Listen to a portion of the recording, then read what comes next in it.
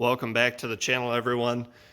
Today we're going to do kind of a one-year review and see what mods have happened in the last year of the Camaro. So stay tuned.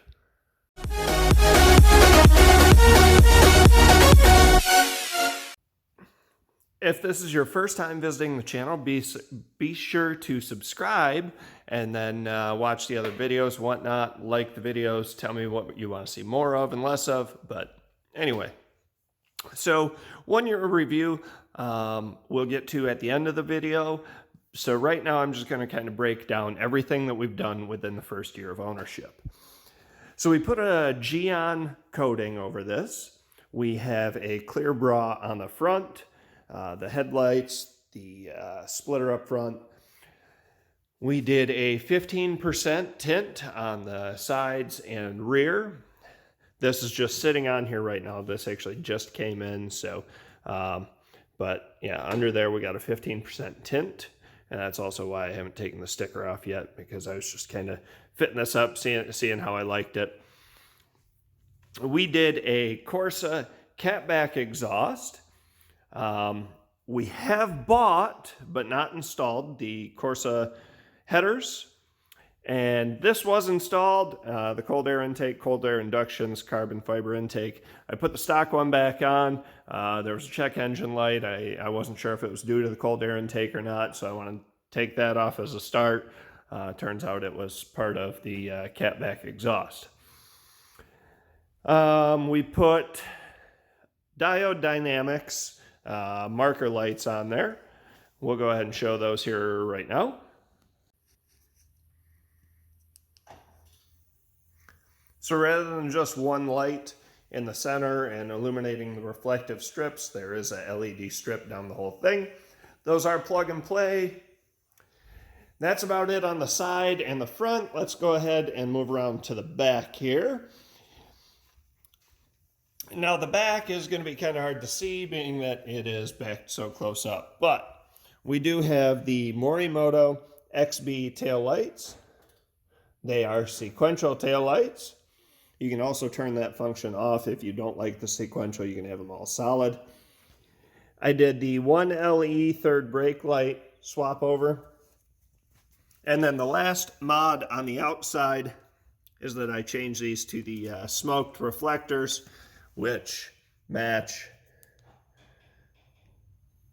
the smoked look on these. There we go.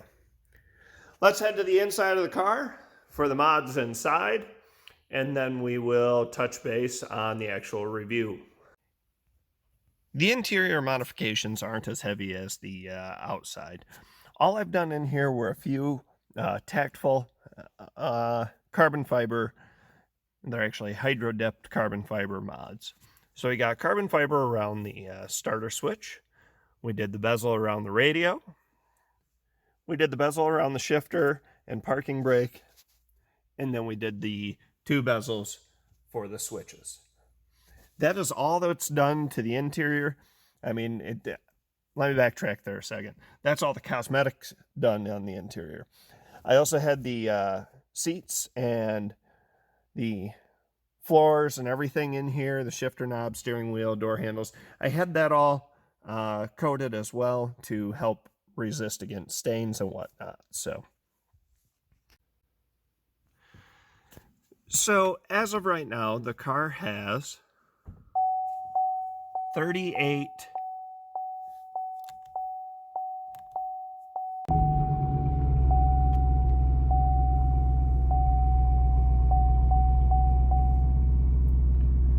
So as of right now, the car has 3,864 miles. Those were all put on last summer. The car's been stored since roughly November. It is the 1st of April, so it's going on 6 months of storage. And in that time frame, you know, I did do a lot of the outside changes through the fall while it was in winter. And other than that, I mean, I've maintained the car, and I'm used to doing that in the winters here in Michigan. But, so most of those miles were put on during the summer. I've owned not a lot, but a few sports cars. You know, I had the 350Z Nismo, I had the Lotus Elise, I had the Lotus Evora, the Mustang GT, and now the Camaro ZL1. As far as performance goes, the ZL1 is hands down the most fun car I've had. I'm not going to say that it's the nicest looking. I really liked the looks of the Elise and the Evora. I mean, the Lotuses were always kind of my dream car and something that I had been after, or you know, always liked. But as far as usability goes, those cars are only really shine on the track, and I don't track my cars. I have a little bit of fun, you know, on the road, and that's it. I mean, you know, I drive them to have fun with, but I don't track them because I don't think I'm a good enough driver to take it to the track, and I don't want something to go wrong. And I've been honest with everybody about that. I don't want something to go wrong on the track and have to fix it. So, you know, I do have a little bit of fun around the corners, not at extreme speeds, and, you know, not when there's anybody around. So if something happens, chances are I can correct it, or I'm not going to break anything too bad. So I've been able to use this car not to its full potential because, again, I mean, the car is a track monster. We've seen the ring numbers, but I've been able to enjoy the accelerations and the sounds, and, you know, it does corner well, but, you know, I never push the Lotus to the corner limits, and I'm not going to push this to the corner limits either. So, you know, I've been able to use this car more for what it's designed for than the Lotuses and the Z. You know, everybody builds the Zs, you know, and not to drift, but there's a lot of drift Zs, and I was never going to do that. So, all in all, you know, the functionality of this car, the comfort of this car is just great. You know, the one downside that you know, I kind of wish I had spec'd it with, or paid more attention, is that there's no on-screen navigation. But I could always add that, or I have my phone. But other than that, I mean, the clutch is real nice on these cars. It's not stiff, it's not loose. The handle, the shift knob is just outstanding.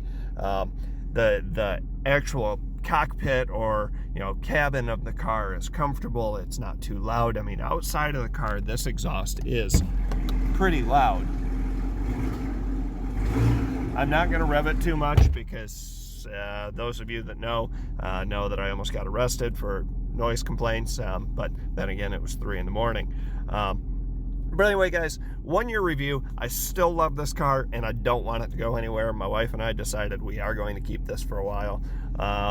So I'm really excited to get those headers on, the cold air intake. I forgot to mention, I do have a pulley as well. So a smaller pulley for the supercharger. So here, after everything kind of blows over, hopefully, we'll be getting about 650 wheel horse out of this. So stay tuned for that. You know, real excited to have you guys, you know, view the videos, and definitely keep subscribing and liking for more content, and we'll see you guys later.